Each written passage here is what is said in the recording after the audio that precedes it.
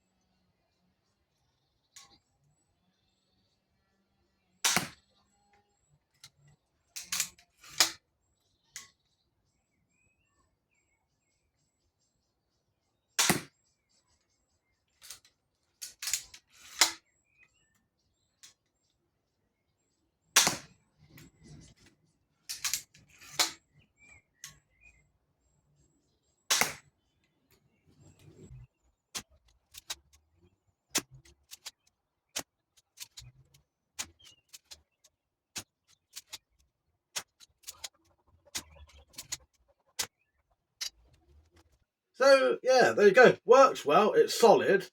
The front end has been bolted, and when you cut it off, you'll have a gap here and here. I just filled that with epoxy and then basically painted it black. Well, I didn't even paint it black. I made it black with a marker pen, but it looks good. It enables you to cock it exactly the same.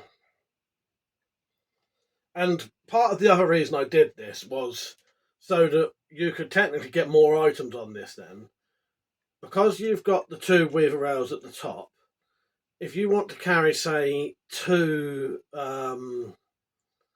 speed loaders, you can't put a light on it or anything else. So this way, you could potentially have a mount here that could have a side light sideways, or even a mount that will hold two speed loaders there. You know, there's various other options now with that underneath, whereas you didn't have any options really there at all. It was just that handle, that weird handle. You know, that obviously is a design choice, but yeah. But I do much prefer that. Yeah. Gives you a lot more options in my opinion. So there you go. It is quite an easy mod. All you need is a hacksaw, some sandpaper and some epoxy, the sort of 6-inch weaver out. Oh, and the screws I've put in are quite like thick threaded ones, so they catch into the plastic well. And that is really solid. That would not come off. And it's bolted right the way through on this end, so you'd have to be able to rip that whole end off. But yeah, maybe with £120 limb on this or something, but I don't think you'd struggle to cock it anyway. I don't really know. I don't know if this goes up to £120. I can't remember. Anyway, there you go. There are my mods, and there's the shooting. And yeah, it shot all right. I think it shot all right. I'm much happier with how that looks. Right. Cheers for watching, everyone. If you if you want to see it like in really close up detail, I could do that in another video, but it doesn't really need it. It's literally just glued and screwed essentially. So yeah, there you go. Bit of a sort of nothingy video, but it was just, I just wanted to show you the mods I did, and I wanted to test the crossbow to see how it performed after those modifications were done, and it performed fine. You can still shoot it perfectly well, cock's fine, and now you've got the ability to add a couple of extra different features that you wouldn't have been able to before, because you could move this handle back slightly and have a light in front of it and stuff like that, and you could potentially have a bayonet underneath now rather than here, so you can swap the stuff around. Alright, cheers for watching everyone, I do appreciate it. Don't forget to like the video, definitely subscribe. I do lots of crossbow videos. Share the video places you think people might want to see this, and yeah, I'll see you in the next one. See you later.